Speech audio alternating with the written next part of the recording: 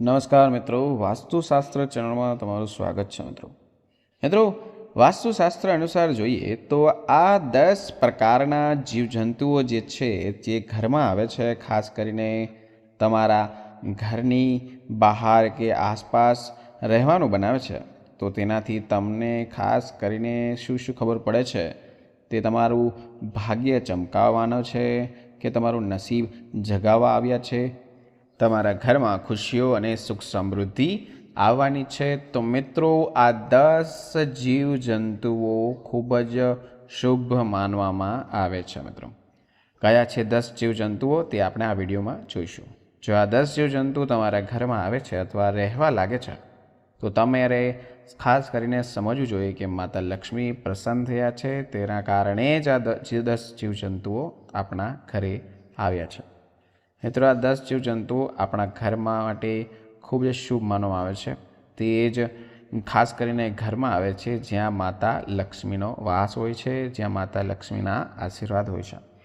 મિત્રો, આ જીવજંતુઓ જે ઘરોમાં આવે છે તે ઘરની દિનચર્યા બદલાઈ જાય છે અને તે ઘરના ભાગ્યનો ઉદય થવા લાગે છે અને તે ઘરને નસીબદાર બનતા કોઈ રોકી શકતું નથી। મિત્રો, આ 10 જીવજંતુઓ, ઘણા જીવજંતુઓ પણ એવા હોય છે જે દેવી અને દેવતાઓના વાહનનું કામ પણ કરે છે। તે વાહન હોય છે, કારણ કે ભગવાન નારાયણનું વાહન જોઈએ તો ગરુડદેવ હોય છે, દેવોના દેવ મહાદેવનું વાહન જોઈએ તો નંદી તો કે ગાય માતા છે, મહાદેવના પુત્રનું વાહન જોઈએ તો કાર્તિકનું વાહન છે મોર। આ જીવજંતુઓ ખૂબ જ મહત્વપૂર્ણ અને ખાસ હોય છે। મિત્રો, દરેક વ્યક્તિએ આ જીવજંતુઓની ઓળખ હોવી જરૂરી છે। જો તમે આ જીવજંતુઓ વિશે નથી જાણતા અને તે તમારા ઘરમાં આવે છે અને તમે તેમને જાણતા અજાણતા તેને કષ્ટ પહોંચાડો છો, તેને લગાડો છો અથવા તેને મારી નાખો છો, તો માતા લક્ષ્મી તમારાથી ક્રોધિત થઈ જાય છે અને ઘરમાં અલક્ષ્મી વાસ કરે છે, જેના કારણે તમને જીવનમાં અસમિલતા અને મુશ્કેલીઓનો સામનો કરવો પડી શકે છે। જો તમારા ઘરમાં પણ આવા જીવજંતુઓ આવે છે જે આ વિડીયોમાં જણાવવા જઈ રહ્યો છું આગળ, તો તમે વિચારી શકો છો કે તમારું ભાગ્ય ઉદય થવાથી કોઈ રોકી શકતું નથી। મિત્રો, જે પણ ખરાબ સમય હતો અને તમારા જીવનમાં જે પણ મુશ્કેલીઓ ખાસ કરીને હતી તે બધી સમાપ્ત થઈ જશે। હવે તમારો સારો દિવસ સારું થવાનો છે। તો મિત્રો, ચાલો ખાસ કરીને જાણીએ આ 10 જીવજંતુઓ કયા કયા છે જે ઘરમાં આવવું ખૂબ જ શુભ માનવામાં આવે છે। પરંતુ તે પહેલાં મિત્રો, જો તમે ઈચ્છો છો કે માતા લક્ષ્મીના આશીર્વાદ તમારા પર રહે તો મિત્રો, વિડીયોને લાઇક, ચેનલને સબસ્ક્રાઈબ અને કમેન્ટ સેક્શનમાં જય મા લક્ષ્મી જરૂર લખજો, જેથી કરીને માતા લક્ષ્મીના આશીર્વાદ સદા તમારા પર હંમેશા બન્યા રહે। મિત્રો, ચલો મિત્રો, વિડીયો તરફ આગળ વધીએ। નંબર 1, તમે ઘણીવાર છછુંદર જોયા હશે। મિત્રો, સામાન્ય રીતે જે રાત્રે નીકળે છે પરંતુ ઘણીવાર તે દિવસ દરમિયાન પણ ઘરમાં દેખાઈ જાય છે। તે ઉંદર જેવા દેખાય છે ખાસ કરીને, પરંતુ તેનું નાક ઉંદર કરતાં થોડુંક લાંબુ હોય છે। મિત્રો, જો તમારા ઘરમાં પણ છછુંદર આવે છે, એ પ્રવેશ કર્યા રાખે છે, તો તમને દરરોજ દેખાવા લાગે છે, તો સમજવું કે હવે દુનિયામાં એવી કોઈ શક્તિ નથી જે તમારા ભાગ્યને રોકી શકતું હોય અથવા બદલી શકતું હોય। ઘરમાં છછુંદર દેખાવું તે ખૂબ જ સારામાં સારું માનવામાં આવે છે। તે ઘરમાં પ્રવેશ કરે જ્યારે માતા લક્ષ્મીના આશીર્વાદ હોય તો જ તે પ્રવેશ કરે છે। મિત્રો, છછુંદર પોતાની સાથે સુખ શાંતિ લઈને આવે છે। જો છછુંદર કોઈ વ્યક્તિની આસપાસ ચક્કર પણ લગાવે છે તો પણ તે વ્યક્તિ પોતાના જીવનમાં મોટામાં મોટી સફળતા પ્રાપ્ત કરે છે। તેને સફળ થતાં કોઈ રોકી શકતું નથી, કોઈ અવરોધ આવતો નથી અને દિવસમાં દુગણી અને રાતમાં ચોગણી સફળતા તે પ્રાપ્ત કરવામાં સક્ષમ થઈ જાય છે। મિત્રો, એક રીતે જોઈએ તો વાસ્તુશાસ્ત્ર અનુસાર જો ઘરમાં છછુંદર આવે તે ઘરના દિનચર્યા રેણીકેણી બદલવા લાગે છે। તે ઘરના સભ્યના જીવનમાં હંમેશા ખુશીઓ જ આવે છે। મિત્રો, નંબર 2ની વાત કરીએ તો ઘરમાં દુઃખ અને દરિદ્રતા લાવે છે કોણ? તો કે ઉંદર. મિત્રો, તમારા ઘરમાં ક્યારેય પણ ઉંદરને રહેવા દેવાના નથી. જો તમારે તમારા ઘરમાં ઉંદર દેખાય તો ખાસ યાદ રાખો કે તમારા ઘરમાં દરિદ્રતા આવવાની છે. હા મિત્રો, ખાસ કરીને એક વસ્તુ પણ તમને કહેવા માગું છું કે ઉંદરને કદી પણ તમારે મારવું ના જોઈએ, કારણ કે ઉંદર જોઈએ તો ગણેશજીનું વાહન માનવામાં આવે છે. જો તમે તેને મારશો તો તમને પાપ પણ લાગી શકે છે. તો પહેલાં એક ઉંદર પહેલાં ભયાનક રાક્ષસ હતો, જેને ભગવાન શ્રી ગણેશે હરાવીને પોતાનું વાહન બનાવ્યું હતું. તેને તમારે ખાસ કરીને મારવાનું જરાય નથી, પરંતુ તેમને ઘરમાં પણ રહેવા દેવાનું નથી. જ્યાં સુધી તમારા ઘરમાં ઉંદર રહેશે ત્યાં સુધી તમારા ઘરમાં દુઃખ, પરેશાનીઓ અને મુસીબતનો સામનો તમારે કરવો જ પડશે. મિત્રો, નંબર 3 જોઈએ તો મધુમાખી. મિત્રો, તમે જ્યારે પણ મધુમાખીનો છત્તો જોવો છો, જો તમારા ઘરમાં કે તમારા બાજુમાં કે તમારા ઘરની બહાર ક્યાંય પણ મધુમક્ખીનો છત્તો તમને જોવા મળે તો તમારા ઘરમાં ક્યારેય સમૃદ્ધિ નહીં આવે. જે ઘરમાં મધુમક્ખી હોવાનું તો કે પોતાનું છત્તું બનાવે છે તે ઘરમાં હંમેશા કોઈને કોઈ સમસ્યા રહેવાની જ હોય છે. જે ઘરમાં મધુમક્ખી પોતાનું છત્તું બનાવે છે તે ઘરમાં લોકોના નસીબમાં પણ એટલા બધા છિદ્ર થઈ જાય છે તેની કોઈ સીમા નથી. તેમનું નસીબ તેમનો સાથ નથી આપતું. જેમ મધુમક્ખીના છત્તામાં લાખો કરોડો નાના છિદ્રો હોય છે, તેમજ તમારા ઘરમાં મધુમક્ખી પોતાનું છત્તું બનાવે તો તે ઘરના લોકોના નસીબમાં પણ આ રીતે છિદ્ર થઈ શકે છે. હા મિત્રો, જો ઘરમાં નાનું બાળક હોય, જે ઘરમાં નાનું બાળક છે તે છત્તાની નજીક જાય તો તેને મધુમક્ખી નુકસાન કરી શકે છે. તેથી મિત્રો, મધુમક્ખીઓને ક્યારે પણ તમારા ઘરમાં છત્તું બનાવવા દેવાનું નથી.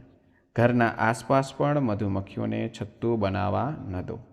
જો તમને ઘરમાં અથવા ઘરની આસપાસ ક્યાંય પણ મધુમક્ખીનું છત્તું દેખાય તો તેને તરત જ દૂર કરવાનો પ્રયાસ કરવો જોઈએ. એવું ના કરવું જોઈએ કે તમારા હંમેશા દુઃખનું કારણ બની શકે. તેને હેરાન પણ નહીં કરવાની છે. આરામથી ધોવાણો કરીને તેને દૂર કરી શકો છો. નંબર 4ની વાત કરીએ તો તિતલી.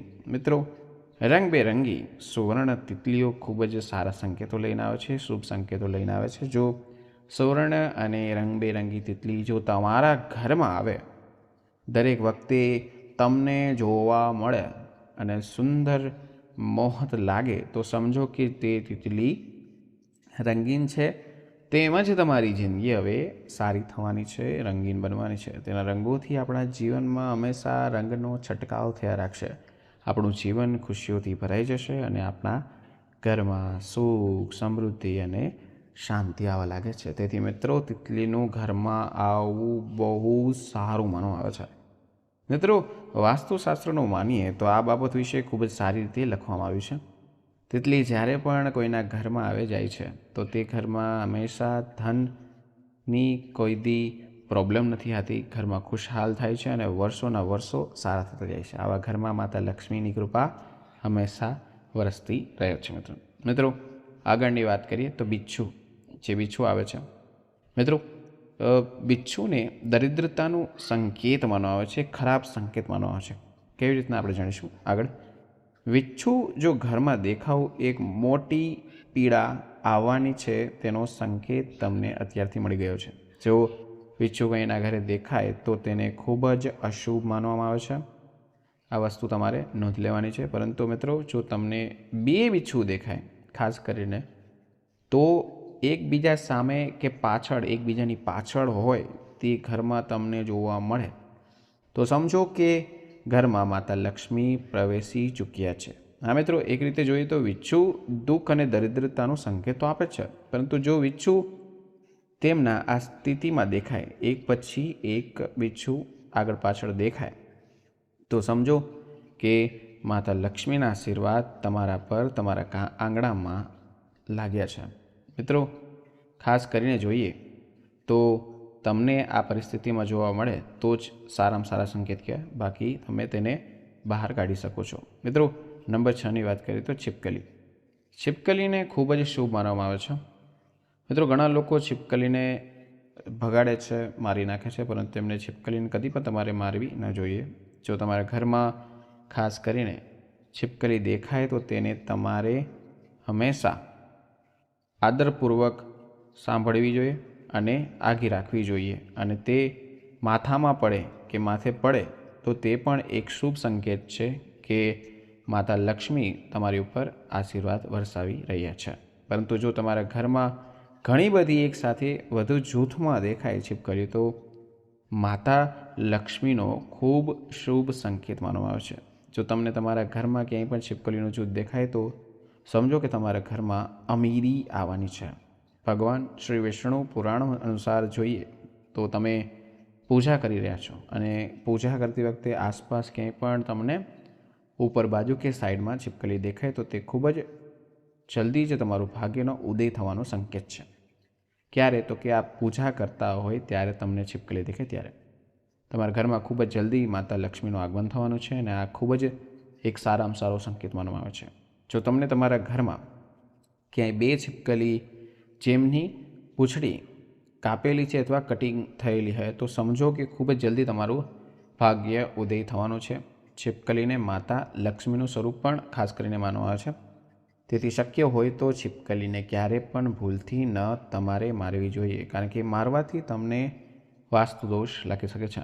જો તમને छिपकलीના ડર લાગતો હોય અથવા તમે નથી ઈચ્છતા કે छिपकली તમારા ઘરમાં રહે તો તેને ડરવાથીને કારણે ઘરમાંથી તમારે કદી પણ ભગાડવી ન જોઈએ. પરંતુ छिपकलीને મારવાથી પણ તમને વાસ્તુદોષ લાગી શકે છે, તમને મોટું પાપ થઈ શકે છે, જેના કારણે માતા લક્ષ્મીની તમારાથી નારાજ થઈ શકે છે. તો મિત્રો, આ એક ખાસ કાળજી લેવાની છે, તમારે छिपकलीને કદી પણ મારવાની નથી. મિત્રો, તમારે મુસીબતનો સામનો કરવો પડી શકે છે.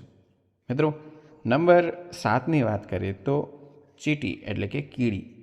કીડીયું ખૂબ જ શુભ સંકેત લઈને આવે છે. શાસ્ત્રો અનુસાર આપણે જોઈએ તો કોઈના ઘરમાં જો કીડીયું પૂર્વ દિશા તરફ કોઈ વચન કે કાંઈ વસ્તુ લઈને જતી દેખાય તો ખૂબ જ શુભ સંકેત માનવામાં આવે છે. તે બતાવે છે કે તમારું ભાગ્ય હવે જલ્દી ચમકવા જઈ રહ્યું છે, તમારા દુઃખો હવે દૂર થવાના છે અને તમારા જીવનમાં સુખ સમૃદ્ધિ આવવાની છે. તમારા પરિવારના સભ્યોમાં પ્રગતિ થવાની જ છે.